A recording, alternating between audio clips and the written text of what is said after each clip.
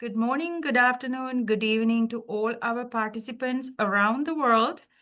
I know some of you are joining, but some of you are watching from the YouTube. So welcome to our 2025 Fall Going Organic webinar series. I am Dil Thavaraja, professor in the Pulse Quality and Nutritional Breeding Program at the Plant and Environmental Sciences, Clemson University, South Carolina. We have a very exciting speaker today. Before I introduce the speaker, Dr. Seth C. Murray, I have some sort of a high acknowledgement I wanted to make up for our program. So the acknowledgement for the NIFA OREI program for supporting our program, also South Carolina Department of Agriculture, USDA, ARS, and the Global Food Short, their generous support on our organic breeding platform. With that, before introducing the speaker, I like to give some housekeeping notes. Please introduce yourself via chat and ask all the questions you want via chat or Q&A. Please send the questions while you are listening to the speaker. And this is going to be a very exciting seminar. Today, I'm going to introduce one of the world leading corn breeders from Texas A&M, Dr. Seth Murray. He is the leader in introducing the concept to phenome to genome. So this is like a really new concept for me, even like 10 years ago. I had no idea when they create this society, and now we all working on phenome to genome. Most breeders know what that means. So he is the leader starting this whole phenomenon. And Dr. Murray is the professor and the Eugene Butler Endowment Chair in the Department of Soil and Crop Sciences at Texas A&M University. He leads the corn breeding program.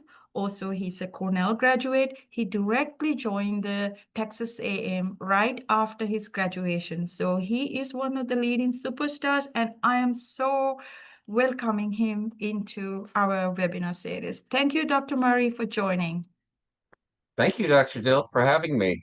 And Clemson's very lucky to have somebody like you who is trying to communicate and put new information out in the world. Can you guys see my screen? Yes. Okay.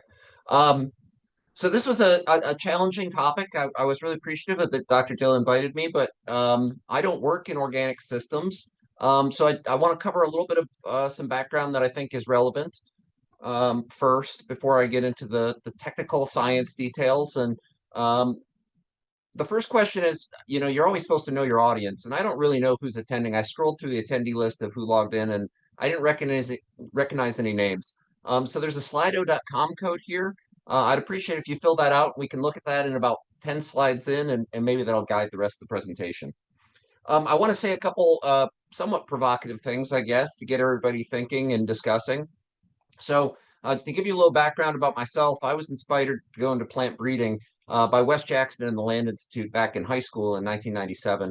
And when I was an undergraduate at Michigan State University, there was a really exciting sustainable agriculture network there. And I focused a lot of work on permaculture, and some other students, along with John Bierbaum and I, helped found the Student Organic Farm there.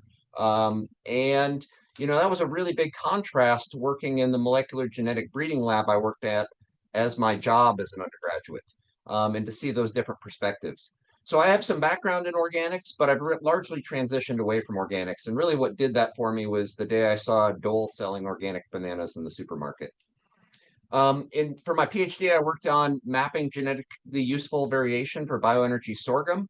And I sort of continued that same track at Texas A&M, but I sort of realized that genomics was not leading me to the improved breeding decisions I hoped to make, and also the other type of academic metrics that, for those of you who are in academia, we care about. So a lot of the work I do is I'm going to present today, but I also own a farm. I have about 500 fruit trees that I use for breeding, focusing on pomegranates and apples.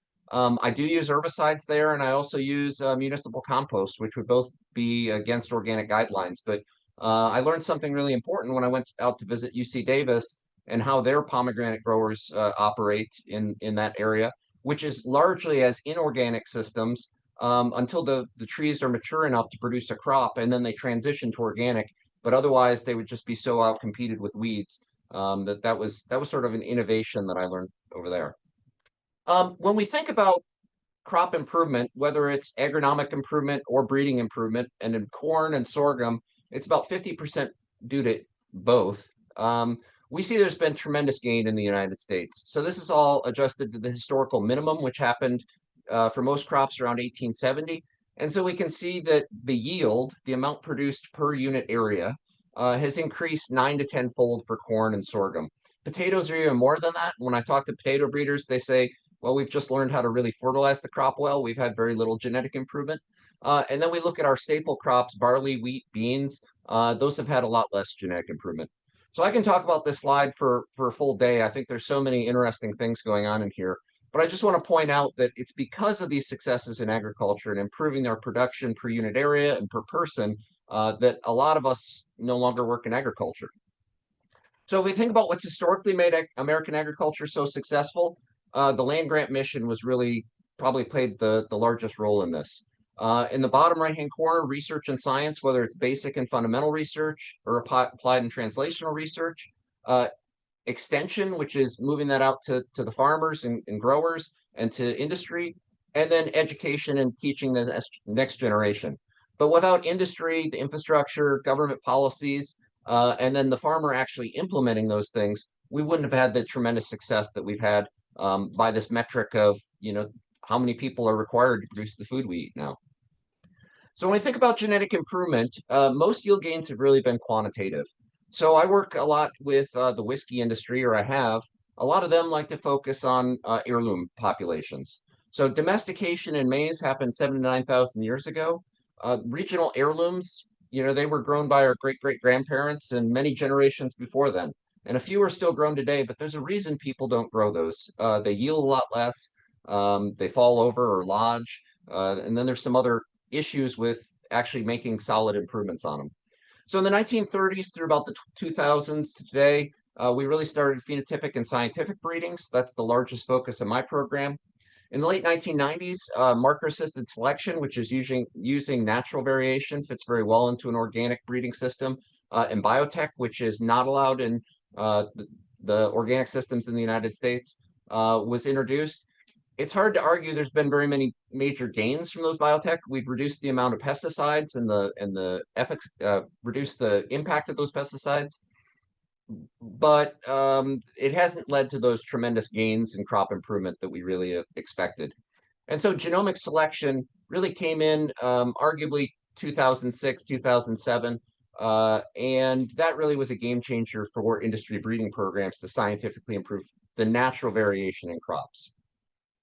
And when we break this down, and I'm just setting this up in a context for where we're going with drones and phenomics, it's part of this continuum of continued technological improvement that improves the breeding process, which improves the varieties that farmers grow. So historically, there was this idea of the breeder's eye, and it really is a real thing. People who have worked with a crop can pick out the most productive, best yielding varieties pretty easily. But we've gone to this system of objectivity.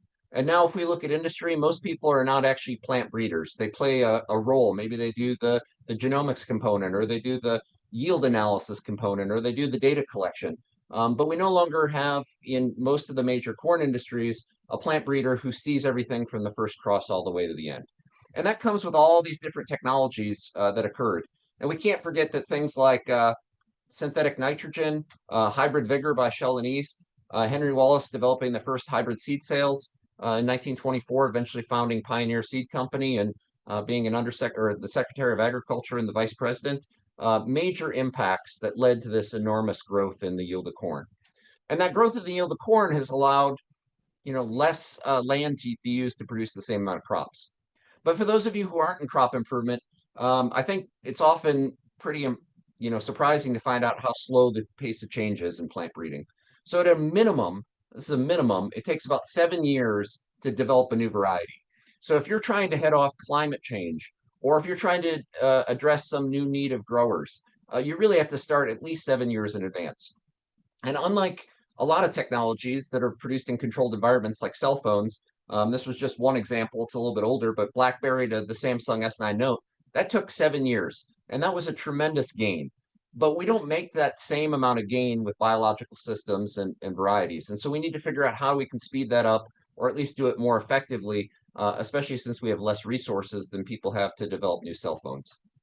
So I'm going to transition just a little bit to maize and what my role is here to give you some background.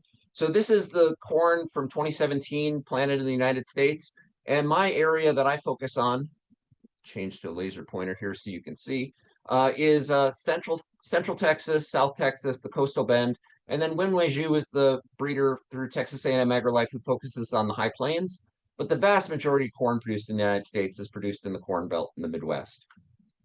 And it's also important for those who aren't familiar.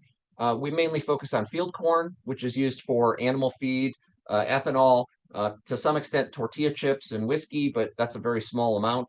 But that's about a $51.5 billion industry. Whereas sweet corn, which is what most of you probably think of, or fresh eating or vegetable corn, is a much smaller acreage, and that's used 100% for human consumption. Now, Texas is a little bit different than most of the rest of the United States. So this is, again, the yield growth over the last few decades. And the US is in black, and Texas is in red. And we can see the irrigated high plains come on. And right about 1995, we see this line start to separate. And I really attribute that to the focus on breeding for corn in the Midwest. So a lot of the breeders and seed companies have centralized to the Midwest, and Texas is considered a marginal environment. But that marginal environment provides a lot of opportunities. For instance, my position exists to deal with aflatoxin, which is a carcinogenic mycotoxin that's naturally produced in the corn. And public sector also has a lot of opportunities to do things like we developed the first variety for whiskey and looked at scientific olfactory and chemical compounds that have to do with the flavors in whiskey. Most of our material is tropical derived, so TX777 was my first large release, and it's 100% Bolivian lowland maize. And then we crossed that to Midwestern elite maize to get the hybrid. So that's the magical hybrid vigor that really increased the yield of crops back in the 1930s and beyond.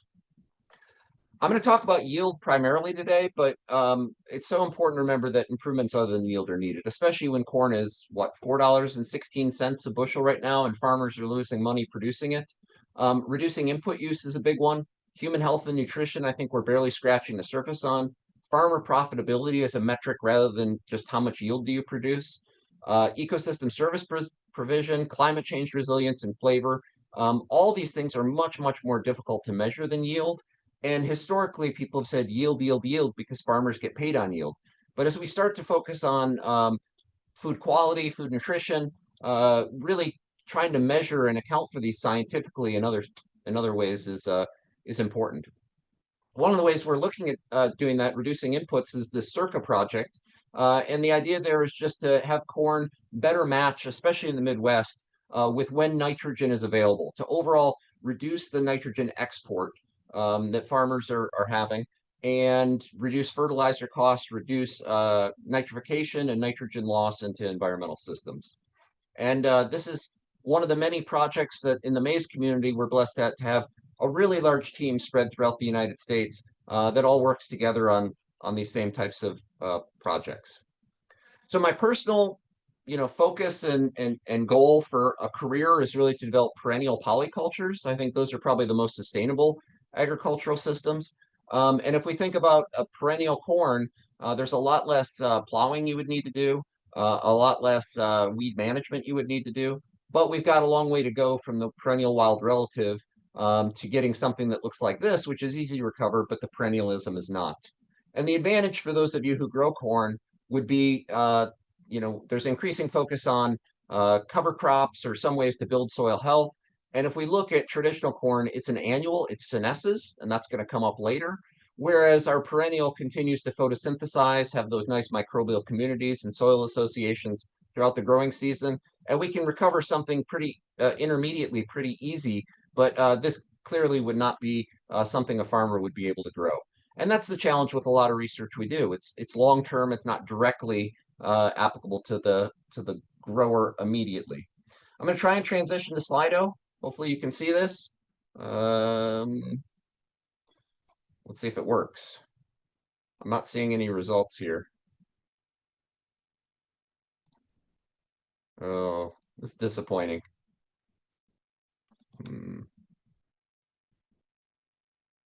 It looks like 11 of you have answered this,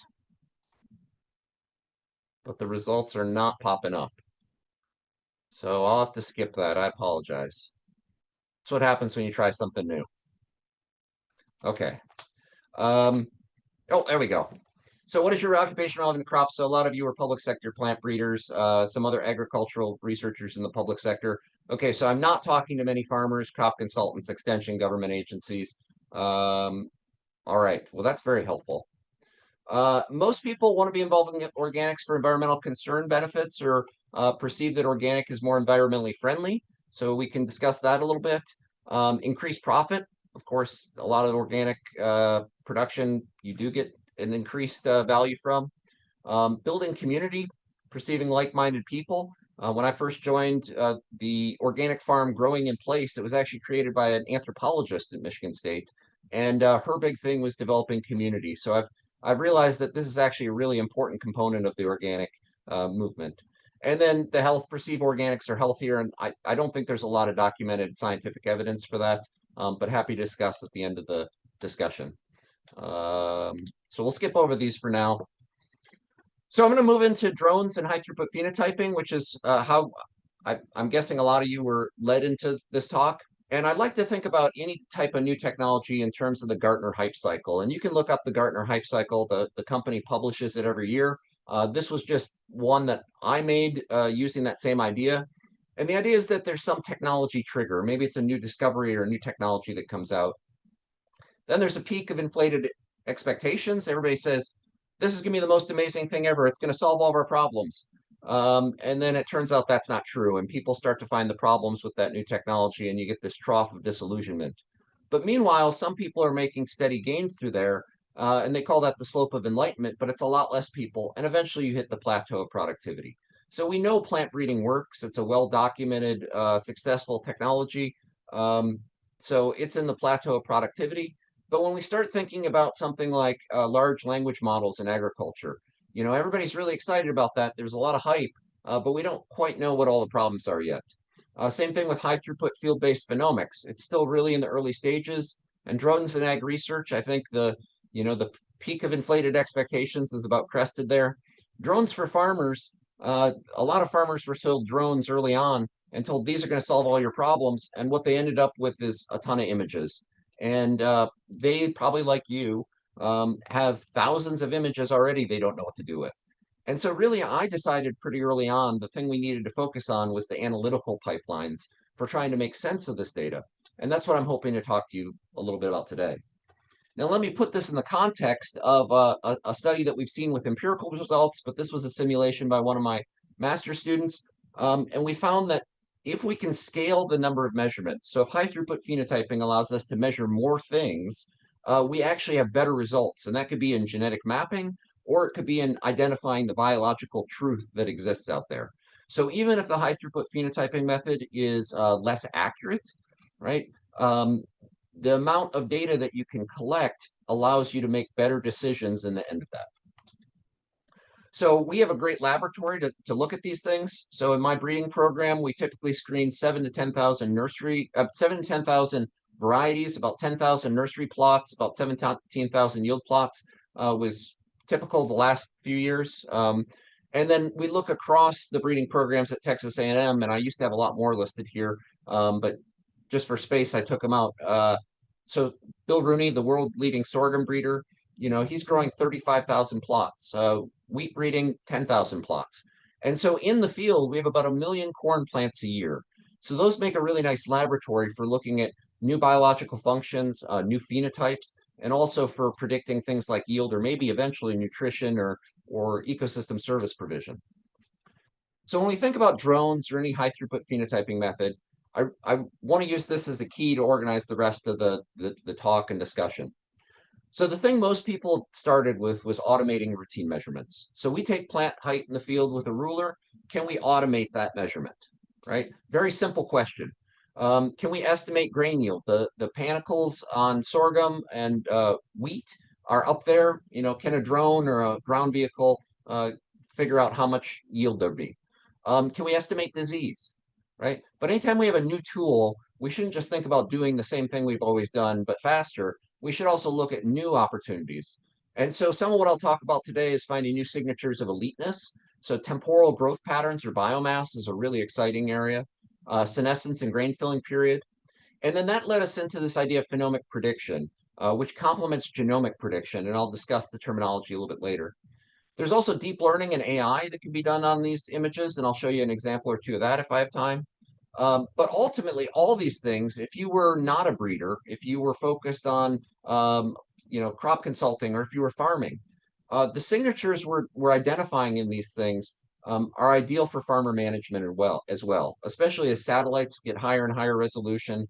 The types of things we find could be identified by a satellite to then say, hey, looks like you're going to get common rust in 3 months. You should start spraying, in a month from now and from then on. And then from the academic standpoint, the new phenotypes and mechanisms of biological importance we identify really can unlock some new biology that can really, I think, transform the crops that we grow. So just a little bit on language here. So phenotype is what we often use. We use it as a dependent trait, so yield as a phenotype or height as a phenotype. A phen, the more elemental component of that phenotype, but the phenome I use in complementarity to the genome. So that would be the totality of the plant's measurable and estimable physical characteristics. And we use that because we can use it for prediction. So I want to be very clear here that phenomic selection, and when I talk about phenome, is not the same as historical phenotypic selection. It's not, we're going out and we're measuring plant height, and therefore plant height is equal to yield. It's much more complex than that, but we'll get to that at the end of the talk. The other terminology that confuses people a lot is drones. All these terms we've used in publications, we and many of our colleagues and others in the across the globe. And we've actually identified a couple publications people have published and said, this has never been done before. And we say, yeah, it has about 5 years ago. And it turns out that they were looking up just drones as a search term, or just UAS as a search term, or just UAV. So it's important to look for all of these search terms because different groups have used different terms, and especially at different times. And that's not a new area, a new problem. Whenever we got new technology emerging from different areas, we see language becomes a real issue. So I'll just show you a couple quick things on height, because height is one of those phenotypes I think everybody can imagine. The plant is X tall. So historically, we measure plant height at the end of the growing season, after the plant has tasseled and is filling the grain. In Texas, not in the Midwest, but in Texas, that's highly correlated to yield. And probably the reason why is the stress resistance. So plants that are vigorous and can withstand our high nighttime temperatures, our drought, our heat, they're going to tend to yield better. So our initial idea was, well, can we measure the temporal growth and find some varieties that maybe resist stress early in the growing season and stress later in the growing season? So this is 2016 data, I believe. And we used 2 different drones at that point in time. We had 3 different trials that were growing 500 genotypes. And what we did see indeed was crossover effects. So the varieties that we measure at the end of the season were not necessarily the tallest varieties early in the season. And modeling this actually improved our correlations to grain yield by almost double. So that told us there's a lot of value in this temporal information, capturing how the plants are responding to the environment in real time. So I've already sort of pointed this out, but new tools should not be used to just increase the throughput of outdated measures. What new things can we measure? And then how accurate is it? So one of the things that a lot of people do when they first start using drones is they'll give you plant height as an example. They'll say, well, this is the ground truth because we measured it with a ruler. Well, it's not the truth because there's error associated with every measurement. But then they'll measure it with a drone and they'll say, look, these two don't match up very well. Therefore, the drone is bad. But there's no objective mechanism to actually say that because you're correlating 2 things that have high error. So the way that we look at what the actual truth might be is through heritability or repeatability. And indeed, what we see is that the drone actually does a better job of measuring the same varieties, getting the same height than student workers do, for instance, with this ground truth. It's really just a ground measurement, but the ground measurement of that same population or plant. And so again, we can model this, and we're starting to see denser and denser drone flights in our own program and in other people's programs. So at the time, this was the highest density flight done by Jacob Washburn at University of Missouri on the Genomes to Fields program. And so he got about 40 flights on about 1,000 hybrids throughout the growing season. And that allows us to do a really good job of actually modeling that and using that stuff for yield prediction or prediction of other traits that we care about.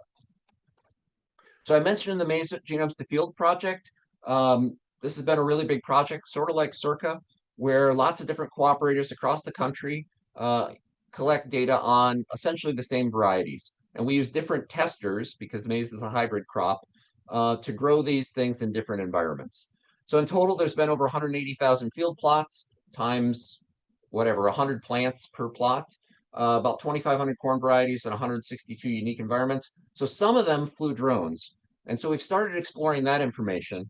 And one of the things you find pretty quickly is, how do you actually integrate these different environments? It could be within Dr. Dill's program in different years.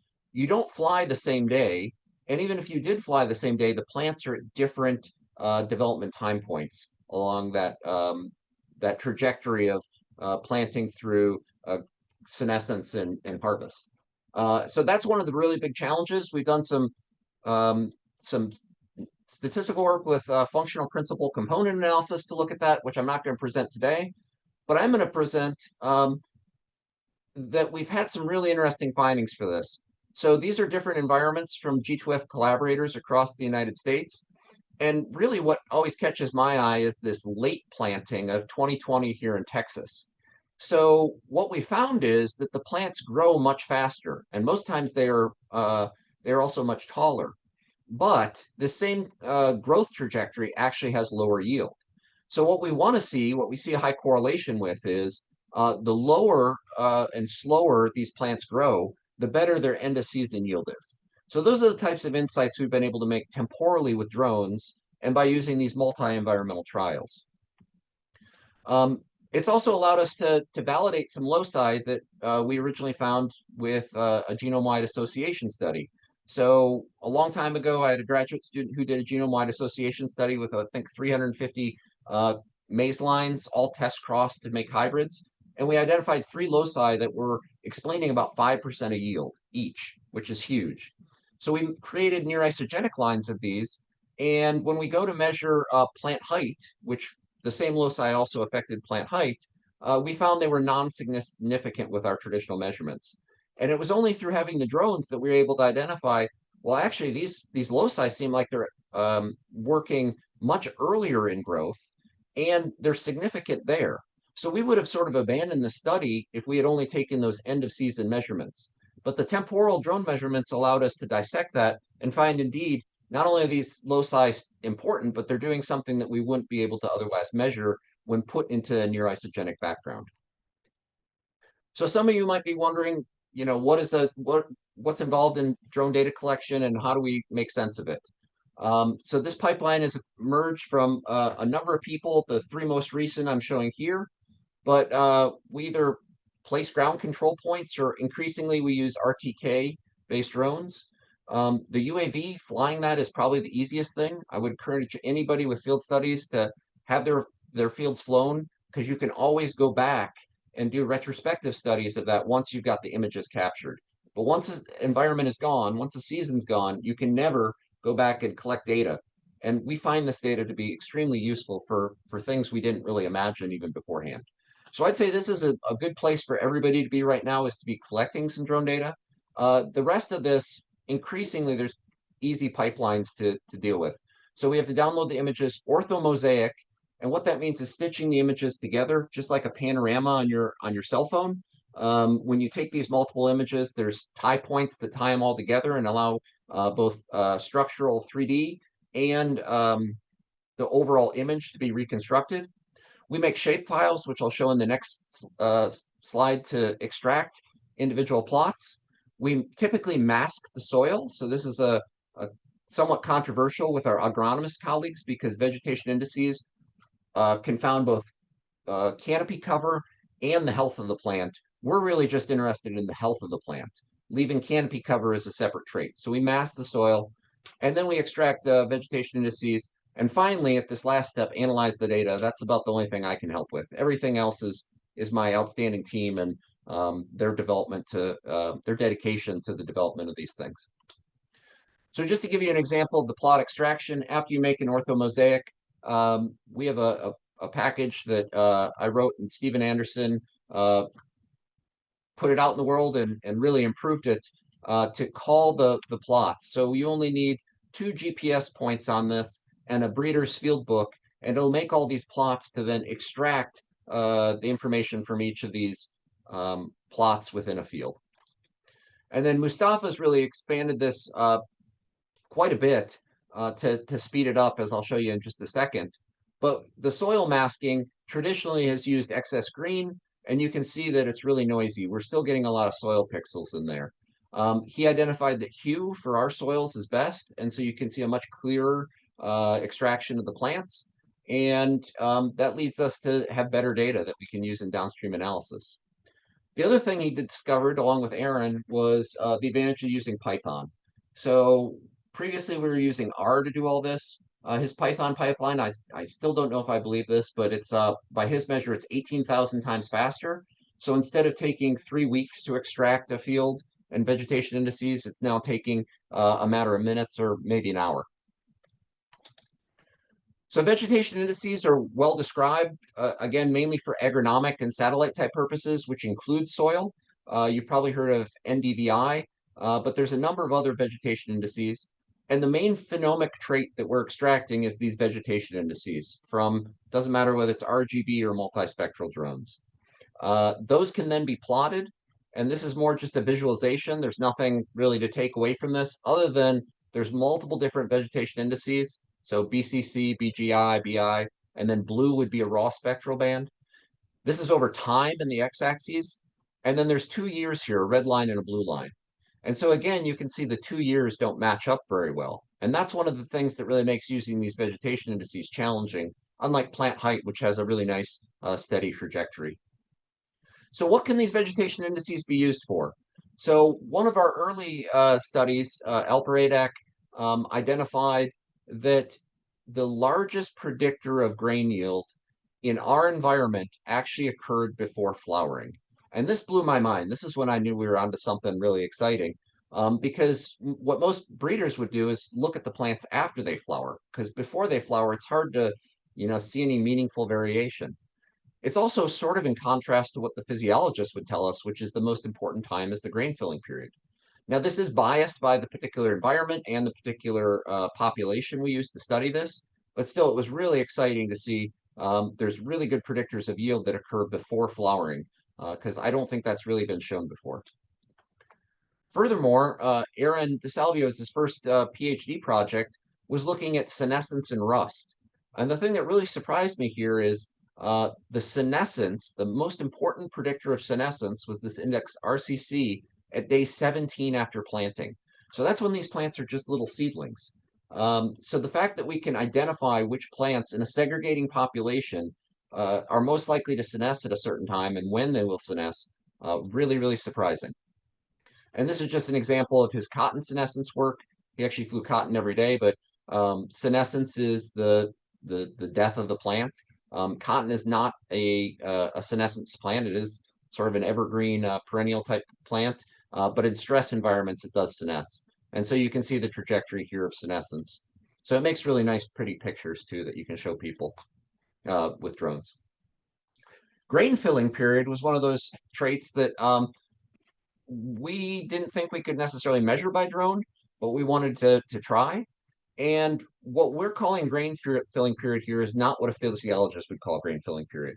We're calling grain filling period or a modified grain filling period as the day the plant flowers to the day the plant senesces, because it can't add any more energy to the grain after it senesces, and it can't add any energy to the grain before it flowers. And so what Alper was able to do was to model senescence so that we could figure out the trajectory of different varieties. And then from there, we can fix a senescence score with it modeled like this and say, okay, let's compare all the varieties at 85% senescence. And what we found was some varieties have much less grain filling period than others, but are not confounded by the late flowering of our tropical material. And that again was really highly correlated to yield. So this is a trait we're continuing to work on and expand and hopefully operationalize within the breeding program, because we really want something with early flowering but long grain filling period to maximize yield and maximize the time that the farmer can harvest it before a hurricane comes. So I'm going to switch a little bit over to phenomic selection. How am I doing on time? Okay. Um, I'm going to switch to near-infrared spectroscopy and phenomic selection. So the first study in phenomic selection or phenomic prediction was done using near-infrared spectroscopy. If you look at the literature on phenomic selection or phenomic prediction, there's still far, far more articles using near-infrared spectroscopy. This is a much more accessible technique. Most universities have this in their lab, but it is an endpoint measurement. So in this case, we're scanning whole corn. In the original study, they also used poplar and wheat, but it seems to work for every crop. So the idea here is that there's certain absorbance bands that are due to chemicals within whatever you're scanning. So we scan it, we grind it, we send it for chemical analysis like starch, oil, protein, phosphorus, oleic acid, and then we use a partial least squares equation to develop a prediction. And so on the x-axis is the actual thing we measured, and then on the y-axis is what's predicted. So crude protein, you know, an engineer would say that's a great correlation. That's a very good model. Phosphorus doesn't look that good, and the range of variation in them is about the same. However, about scaling, once we start putting this into all of our breeding material, we actually see that they have a similar amount of genetic variation, and we actually see phosphorus has less unexplained error. So even though this calibration doesn't look great, it's still very predictive of the things we care about in a breeding program. So how do we translate that to phenomic prediction and phenomic selection? So Rinson et al. Was the first one to show this, again, using wheat and poplar. And they actually showed that phenomic selection was as accurate as genomic selection, but cheaper. So we had a population, the same one I showed earlier with the isogenic lines, or that led to the isogenic lines, that we did a genome-wide association study on. Those samples were all ground up. And so Holly with Jose Crosa were the first two to validate what Rinson et al. Found. And that was indeed using near-infrared spectroscopy on grain, we can predict the yield of the plants that made that grain. So that was really surprising. What surprised me even more was that this actually worked well across environments. And so if we look at genomic selection, you know, it really doesn't work all that great in unknown environments or in untested genotypes. That's where this mechanism of phenomic prediction really seemed to work. But we still have this question, are those predictions based on the actual composition? Or like genomic selection, is it based on some relatedness from the depth of the information that we collect? So Alpert took this a step further. And so this study, I think, was published in 2021. Using the genomes to fields population, there were about 1,200 plots grown in Texas, 280 hybrids. There were only 158 hybrids that had genomic data, but they had about 153,000 markers. We used two types of drones, a multispectral drone. So we were able to extract 89 vegetation indices, so by 12 time points there, and an RGB drone, 35 vegetation indices by 15 time points. And so what we see is if we look at CV2, which is untested genotypes in tested environments, the multispectral drone outperformed genomic prediction. We also see pretty good and similar results across all the CVs for both of these types of drone sensors compared to genomic prediction. But it's not really a fair comparison because genomic prediction has so many more markers. And so that's a big focus of the lab currently, is how do we develop additional phenomic predictors beyond just the vegetation indices and the time points that we already have. So why does this work? Or why do we think this works? So I like to use this as an example in humans. I think it's a little more relatable to everybody. So we all can recognize humans. We all can probably recognize if we have siblings that the two siblings are related. But if you were asked by anybody to describe why people look related, you'd really struggle. You'd focus on things like hair color or height, things that aren't actually that descriptive, right? But this is my sister and I when we were kids. You can see that we look similar. This is my sister and I when we're adults. You can see we look similar, but we don't look the same as kids as adults. And so this whole process it's not just our genetics, but also our environment. And so we were raised in the same household, so that's a confounding factor. But after adulthood, we separated. So we're really capturing in here not only genetics, but also the environment and the genetic by environmental interaction. And with phenomics, we're capturing a lot of the error. So that's one of the things that I think is especially powerful about this approach when compared to genomics, is we're able to actually get some of the G by E and environmental information and identify what phenotypic features are important. And just bringing that back to maize, here's 7 varieties, 3 commercial hybrids, presumably unrelated, and then 4 of our breeding program hybrids, all with TX714 as a parent, so they're essentially half sibs. This is NGRDI over the planting to harvest.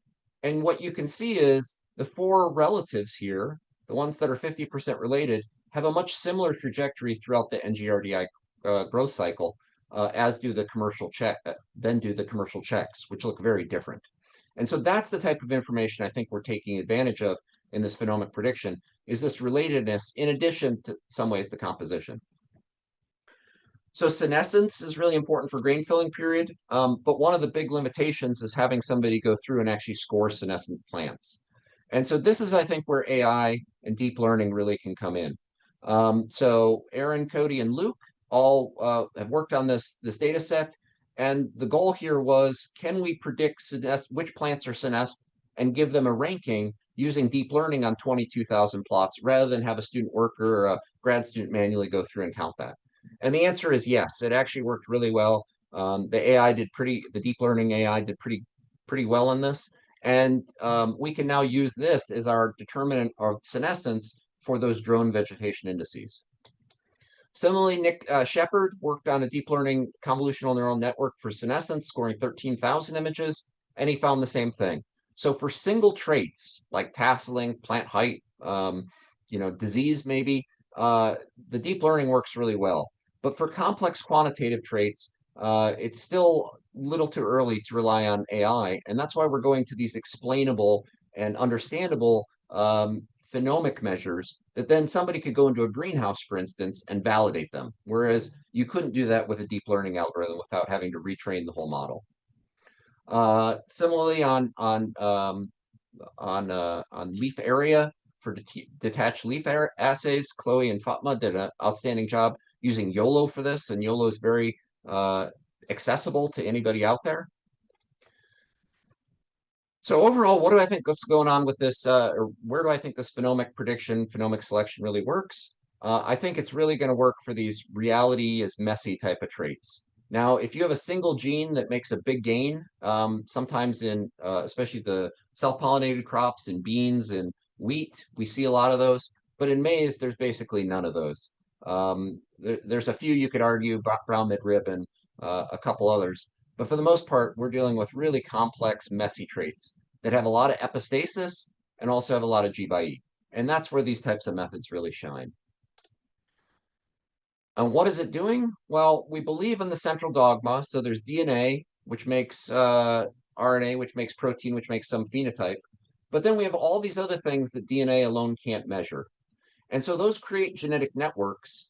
And what we're really trying to do with the drones or with any type of imaging now is to find the easiest to measure thing in those and then use machine learning models to predict the difficult thing we care about.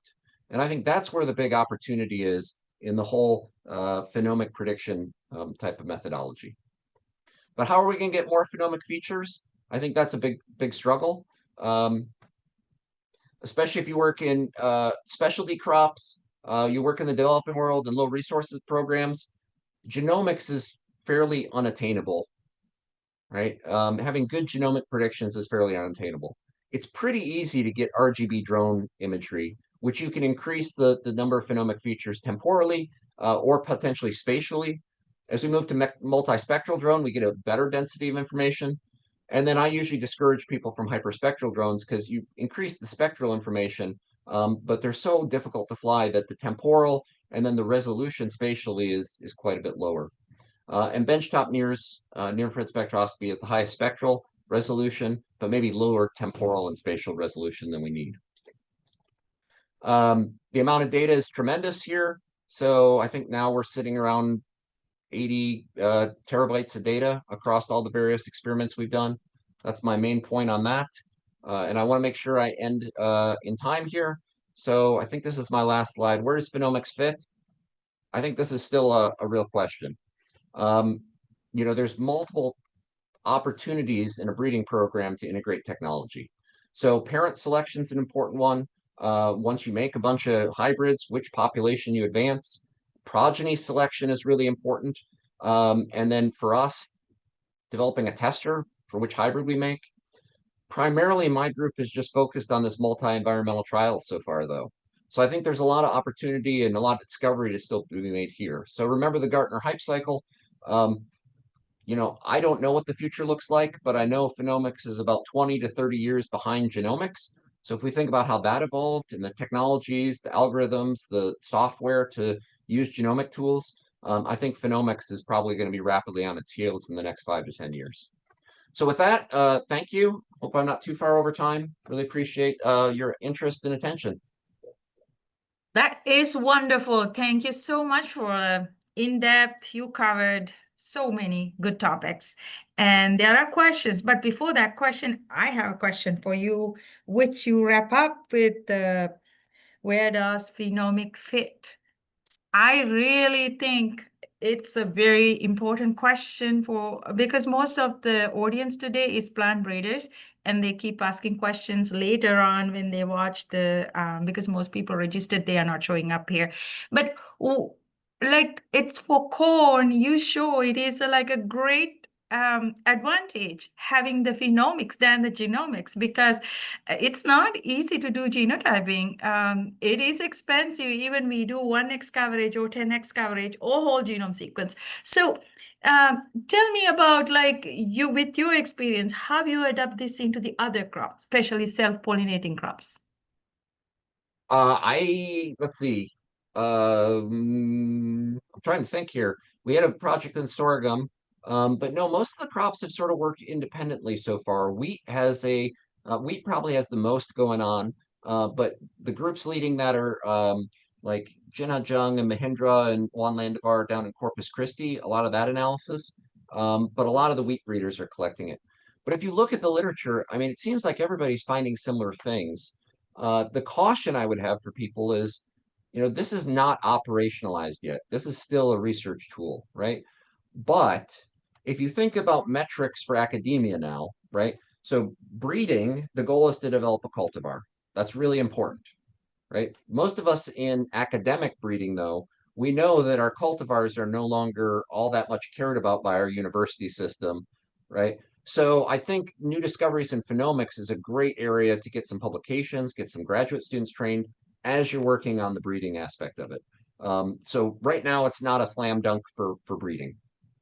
Does Right. that answer your question? Yes, it does. So because I am also going towards what you're doing, and then actually you're so generous to giving your technology into our breeding program. And also we are sending your technology to our growers in the state. So one of the large growers actually using one of the drones that you suggested, and then the methods that we are using in our program in their kale breeding, kale Oh, cool. growing. So Kale. it's really important. So Okay, and one minor correction. They're not my methods. I mean, my group and my grad students have developed some of them, but this is really an exciting area. I mean, you go to the North American Plant Phenotyping Network, and there are so many people that are starting to work in this area, and just so much energy and enthusiasm and excitement. Um, I certainly wouldn't claim anything here. I know, yeah, I know, but you being generous. So, and before, I have so many questions, but I'll ask those questions later. Let's go into the questions, Q&A. There's a question about basically theory. You wanted to take the first question from Amod? How often do you suggest the three questions here? Yes. Okay. How often do you suggest flying drones to monitor considerable plant growth? I would say as early as possible. I mean, think about genomics and the evolution of genomics. When I was a grad student, we were laboriously collecting SSR markers. Now, genotyping by sequencing or SNP chips, they're routine. So the data you collect now, you can use for the rest of your career, but only if you fly often enough, I think. So I'd suggest, we're flying at least every 2 to 3 days. In some of our experiments, we're flying every day, and we find that there are significant differences every 2 to 3 days. Um, so the more information you have, probably the better you can do predictions in the future. Excess green indicators, I'm not going to really comment on any individual indicator because it takes the same amount of effort to collect all of them or one of them. So you might as well collect all of them and see what works best for your crop and your environment, whatever. Um, oh, but as a good indicator, measure plant height. For plant height, I would recommend actually collecting 3D orthomosaics. I can't speak to using excess green for that. Right. And then one of the researchers from, I think, California, Abdullah, Hmm. how did you get the plant height data using the drone image? Did you use?